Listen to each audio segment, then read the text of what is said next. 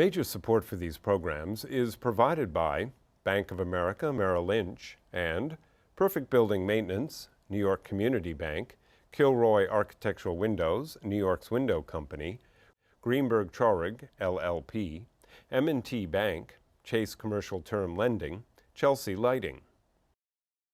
Additional support is provided by Briarwood Organization, Bruce Mosler, Capital One Bank, Cassidy Turley, C.B. Richard Ellis, Cushman & Wakefield, Dime Savings Bank of Williamsburg, Douglaston Development, DDG Partners, Hal Fettner, Durst Fettner Residential, Friedman LLP, Accountants and Advisors, Flushing Bank, Gemini Real Estate Advisors LLC, Genova Burns, Giantomasi and Webster, Investors Bank, James D. Kuhn Real Estate Center at Syracuse University, James Orphanides, Centurion Holdings, Corman Communities, Madison Realty Capital, Margolin, Weiner and Evans, LLP, Certified Public Accountants and Business Advisors, Massey Knackle Realty Services, Meridian Capital Group, Newmark Knight Frank, Sterling and Sterling, SJP Properties,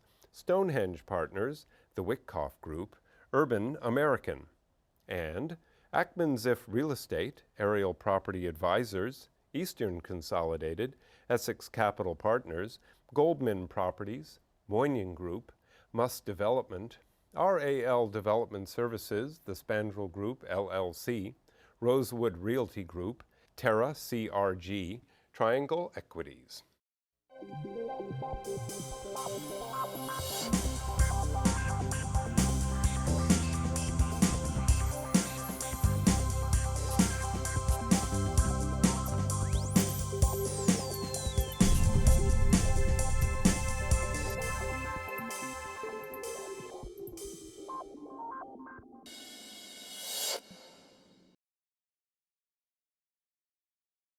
Today, I've assembled 4 major bankers who are going to provide their insight on what they want to put their money on, which properties and which ones they don't want to put it on. My guests today include Rich Spengler, who is the Executive Vice President and Chief Lending Officer of Investors Bank, John Koster, who is the Executive Vice President for New York City Real Estate for People's United Bank, Ben Stacks, who is the Market Manager for New York and Long Island for Capital One Bank, and last but not least, my good friend Dan Harris, who is the Executive Vice President and Chief Lending Officer for the Dime Savings Bank of Williamsburg. So, Rich, you and John haven't been on the show before, so we want to start with you. How do you see the market? And I know that we're all friendly competitors here, you know, and you all have something. How's the market? As busy as we've ever been. Last month was a record-setting month for us at the bank, and the amount of refis, as Dan and I discussed earlier, are off the chart. How much business do you think you'll do in calendar year 2012? 10 to 15% more than we did in 2011, and 2011 was a banner year. And what about you, Ben? What do you see? I think the market's very strong. We're still very happy with the fundamentals, and we're trying to do a lot of business this year. And I would echo Rich and say that we're 10 to 15% more than last year would be a good target for us. Now here's the interesting situation. You're in the market. You guys have grown by leaps and bounds over the last couple of years. The Dime has been in business a couple of years, 1864, okay? We have 2 new players, really a new player, even though the Norfolk situation, and each and every day another player is in there. You. I mean, let's be realistic. I don't care that you were Bank of Smithtown. I don't care about People's, but now you are new competition. We won't call you the enemy. We'll call you the friend who's out there, who's going to take some business from Mr. Spengler and some business from Mr. Harris and some business from Capital One. It's only logical. You're a $28 billion bank, right? Well, and they've been around for 170 years. They're now very proud that they're the largest independent bank headquartered in New England. And they've always played in New York City, but they haven't had a cohesive strategy all the time. And they've decided now that it's appropriate to really try to focus on the biggest market in the country. So they have a portfolio here. They've had lenders in and out of the market. They now want to have a focused effort and build the portfolio and build a presence. It's not just a real estate. They want to come in as a full-service, relationship-oriented bank. Now, a couple years ago, investors, which at that time was called Investor Savings Banks, you know, a Short Hills, New Jersey-based business, which at one time was really a mutual, you know, over there, decided to come in over here, and they've made a major presence. So how do you come into the market? I mean, even Capital One, because Capital One wasn't in New York, you know, they were a great credit card company, and they bought a bank. Okay, you guys didn't buy a bank, but you bought some branches and all the rest. How do you make that presence, and how do you make a determination of what type of lending you want to do? Rich? For us, the intro into New York was the multifamily market. We were a big New Jersey lender, New Jersey multifamily, and we wanted to do more multifamily, and New York is the place to be for multifamily. Ben? Look, we had the benefit, when Capital One bought North Fork, we had the benefit here in New York of having a huge existing portfolio that we were able to work off of, frankly, go through, assess, you know, who we wanted to keep in the book, and then, you know, branch off from there and build the business from there. So we had a kind of a head start, which was very advantageous. Certainly, you know, all of our professionals in the institution are New York professionals, so we were able to, you know, tap into the market. We knew who we wanted to do business with, so we had somewhat of an advantage. However, having said that, we still had to build the business, and certainly when I came in over 3 years ago, I really viewed it as a startup, and you know, it was getting the brand recognition out there and being in the market. But most of all, the thing that really helped us a lot was delivering for the customers, and you know, getting transactions completed, getting our name out there, and letting people know that we were a serious player in the market. Dan, where are we today? You know, I did a show the week before on the residential market, and I had Philip Eisenberg from Urban America, who's been in the business 40, 45 years. And I said, have you seen rates at these levels? He says, I've never seen these rates, and I'm not certain if my father, who was in the real estate business before, ever saw these rates. Are they going to go down lower? What are you seeing? I mean, you know, it's crazy. I mean, in the business, you know, years ago, 10 years ago, you would always compare your spreads to the treasuries. And there was a time 10 years ago where people were lending 60, 80, 100 basis points over the treasuries. Everyone thought they were crazy because the spreads were so small. As low as the rates are now, with some lenders lending at 3% for 5 years and some lenders at 3.5 or 3.25, 3 3/8 for 7 years, it's still 240 basis points over the 5-year treasury. You know, 5-year treasury is now in the low 60s. The 10-year treasury is in around 1.5%. So when you look at it by historic matrices, we're actually lending at better spreads than we used to. That being said, you know, everyone sitting around here thinks about 3 or 3.5% or 4% 10-year money, and it scares all of us to death because just our collective backgrounds, we've never seen numbers like these. It's just very hard to believe that these rates can hold much longer. now I still remember, I tell this story because it happens to be a friend. I did a show a couple of years ago, maybe a year and a half ago, and I had Ofer Yardeni, and I said to him, so Ofer, why don't you lock in at 4%?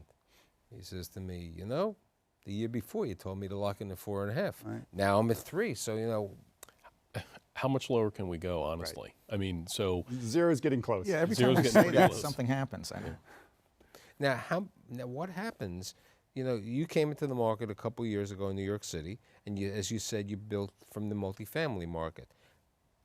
Are those people who took money from you a couple of years ago, I'm asking you the same question, saying, you know, I paid 4.25, Rich. I'm a good borrower. I'm paying you off. Are they coming to you now and say, Rich, unless you lower the rate, I'm going to leave? Every day.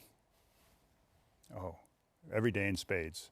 We spend a tremendous amount of time protecting our own portfolio. And we've been doing this for a very long time, so we have a $3.4 billion portfolio.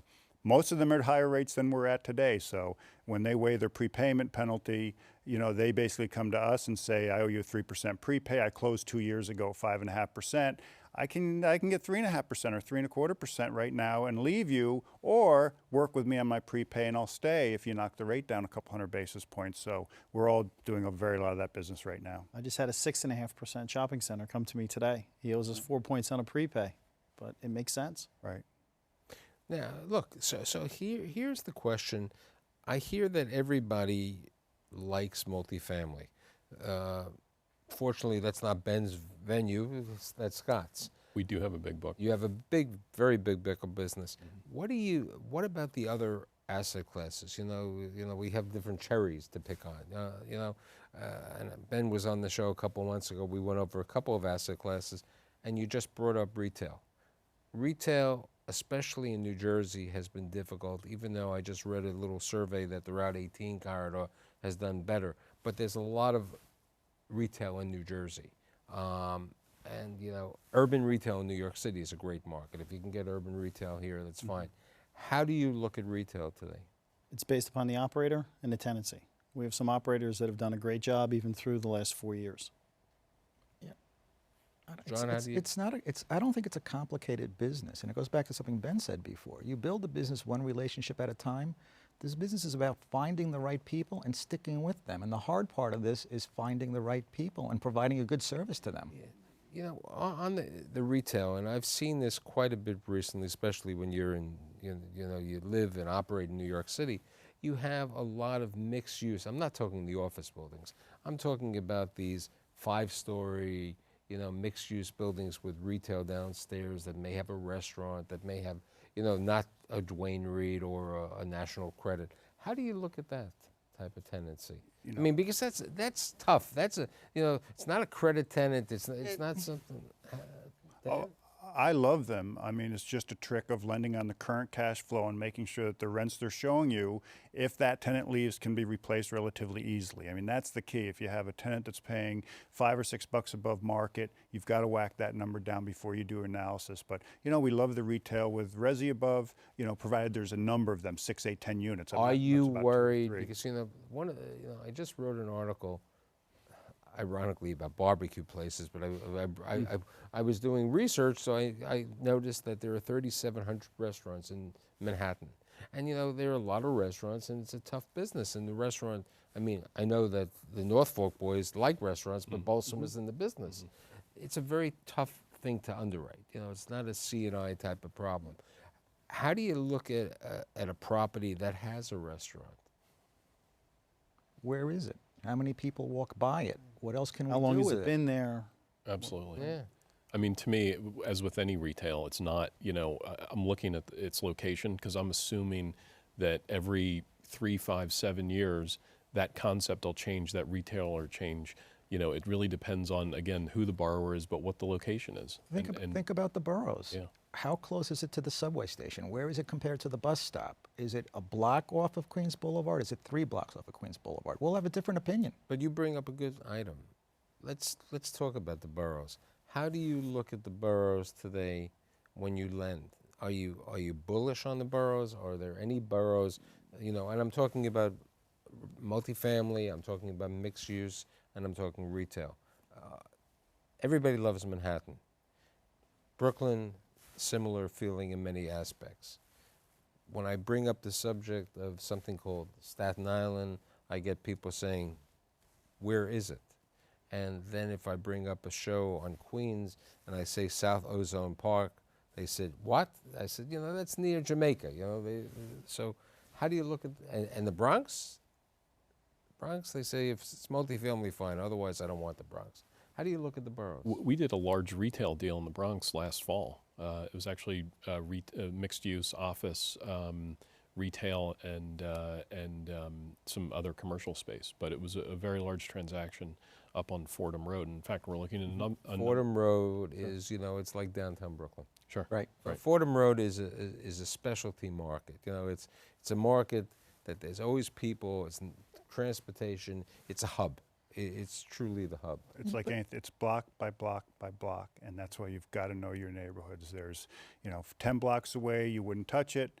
10 blocks in the other direction, I you'd was love with to you do it. in Williamsburg, and it's Right. truly block by block. I mean, is. literally 1 block away, over there, one side is this, one side is Absolutely. that. I mean, And you have to know that when you're lending, and you have to know which rents work where. If you go south of Broadway, for example, in Williamsburg, where I am, you know, closer to the bridge, it's one demographic and it's one set of economies of scale. When you move 8 blocks north and you're at North 7th Street on Bedford Avenue, it's Manhattan rents. I mean, you really have to know your streets. You're right, and if you underwrite that the right way, that's less risky than lending on market rate apartments in Manhattan. There's such demand for affordable rentals. You're not going to find that in the city. You know, anymore. last year I had Rich's colleague in crime, Kevin Cummings, and he brought one of his clients here, Carrie Tefel, in the hotel business, and Eric Woodmont, and some, you know. How do you look at the hospitality? The hospitality market is literally also on fire, doing very, very well in New York. You know, but it's, you know, it's like the restaurant business. Each day the cash register goes in and out. How do you look at that? We don't have a love for that market. It's based upon the operator. Carrie's one of our good clients, so that's someone we'll follow. But for us, you're lending to the individual. You're not lending on the real estate. John, do you think Peoples will be in that market? They have been in it based on who the operator is and how well they know the operator. That's really a hybrid business, though. You're really making a business loan that happens to have a piece of real estate that gets rented every night as additional collateral. Ben? We actually haven't done any in about a year and a half. And we're certainly open to looking at them. I mean, certainly the New York market is very robust. We actually looked at a couple outside of New York with some fantastic sponsorship, which we ended up not transacting on, but we definitely will do them. Dan? It's an operating business. If you find yourself foreclosing on a hotel, you're in big trouble. If it gets that far, it's over. We know that. Unfortunately, we have to know about that. Now, so here's a question, and I brought this up with the residential show the week before, and I'll bring it up again. There is an opportunity for you guys to make a higher spread on your business if you went to what we would call construction financing, because there's more of a risk reward, as one would say. So as I passed the corner of 57th Street, since my phone fell in the water the other day and I had to go to the Verizon store, I see this property that says financing by Capital One. You know, it's construction. 57th and 3rd. 57th and 3rd. Sure, I right. believe there's a TD Bank going in there. Yes, TD Bank going Yes, in. thank you very much, TD. But Yeah, the good credit tenants. So you had no. You but have that's to a foreclose. fantastic. That's a fantastic. No, no. Yeah.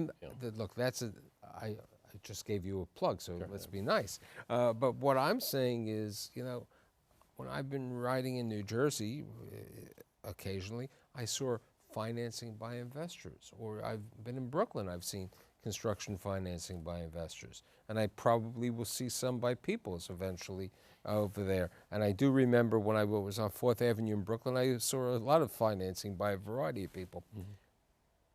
How do you look at construction financing? We have a limited appetite. We look for pre-leasing. We're not big fans of the for sale market at all. But for the right sponsorship with the right leasing, it's something we will do. But the leasing, okay, on a multifamily, you really don't know what the leasing is. You're really Correct. looking at the market. Correct. No, if it were retail or office or something like that, then, or if it was medical space, then we would Okay, look for the pre-leasing. But what about on multi? The multifamily? Multi with enough equity for the right sponsorship. So how much equity do we need today for multifamily A Construction. lot. construction? Start 40 to 30 to 40. start with the land. Right. Right, land's got to go in now. Right. that in. Sure. And that's with the right sponsor. So as I was saying before, I don't want to call it the idiot savant, but I will call the idiot savant. If that person at one time, not now, came to you when the hot times, I found this piece of land, I think I can build over here, it's a great potential residential, they have to find a new home. They have to find the mezz lender or someone else. You don't see the banks really jumping into that market unless you want to be the Doral who wants to get a 5.5% rate, and they're taking the risk-reward circumstance on that. Land without entitlements? No, it's you know, it all depends. When Ben was on my show a couple months ago, we were talking about two other categories of asset classes, and one of them was, you know, we call it the lifestyle healthcare center. You know, these gigantic right? What was that? Health clubs. It was a large health club. It's almost like a mini country club. It was a mini country club, right? Right. It was a specialty. Was like 150,000 square feet. 200, I think. Yeah. 200,000 square feet. And somebody told me, because I asked someone who lived in this community out in Nassau County, and they said, it's like a health club, and it's 24/7, and it's good because they could take the parking, the cars aren't in different cases. What's your thought about that type of business? We haven't seen much of that at all. Yeah, I don't know anything. That was the only one that we did. So, but it was sponsorship driven. But it was a fantastic facility. But it's interesting. Today, some people came to see me, and they asked me my opinion if they were able to get some financing for a data center in New Jersey. And I basically turned it down. And my reasoning wasn't that I didn't like the data center. I just felt that they were paying a very high price for the property, and if the industrial warehouse could not be used as a data center, then they were overpaying. It was the wrong situation. they keep making the technology smaller and smaller, right? Right. So And this was something, where there was going to be equity, and I said, but you're overpaying on the price of the industrial property. I said, but we could, if it can't be, it'll be a retail center. I said, that's a little spec. So how do you look? Have you done data centers? We've done a couple. And it's been strong sponsorship, and as well as some of the leases that have been signed. Some of the underlying tenants have been extremely strong. Ben? I had a near-death experience about 10 years ago. Doing a data center. For all the wrong reasons. The sponsorship was good, but the timing was horrible, and the tenant ended up being horrible. Dan? We got out of the deal, but we should never have done it. And you brought up the interesting thing, because I call him the dean of real estate financing, our mutual friend Bill McCahill, who retired his second time, and now he's back at. I believe and it's now his fourth time. His fourth time, and he's back to work now at Wells Fargo. At Wells Fargo. And I brought out, just before he allegedly retired, he was on my symposium. I said, data centers, he says, I remember when there were mainframe computers. There was these big mainframe computers. And now there are things called clouds. Right. So clouds, mainframes, all of this, so it's an interesting. You're in New Jersey. You do business, not really in New Jersey. I had a young guy here last week who's been buying multifamily. How do you look at certain cities in New Jersey like Newark, Harrison, Bayonne, for lending? Bayonne we like. We haven't seen a lot in Bayonne, but we do like Bayonne. Newark has been on the comeback for a long time, and it just, it really hasn't happened. There are certain pockets in Newark. We acquired a bank called Millennium Bank that was in the Portuguese ironbound section, and That's a separate thing, yeah. that's a great area. We do a lot in that area. But overall, there's a lot of things in Newark that we've looked at and we just haven't been able to make a deal on. John, do you think people will go to Newark? We actually just closed our first transaction in our new shop in West New York. We closed a package of multifamilies. West we New will- York is... It's a suburb of Manhattan, but No, it's, West New York, the interesting thing is the embroidery capital of the Eastern Coast. It's, a lot of South American people went to West New York, Guatemalan, Haitians. It's a very strong work market over there. Speaking about that, you live in Westchester, you live further. a little bit further north. Yeah. You live even further north. How do you look at financing properties in Westchester? Any of you guys? I love it. Of course, in the shop, they consider it near Canada, so I always have to fight the bias against anything north of the Bronx. But I love Westchester because obviously I know every neighborhood very well.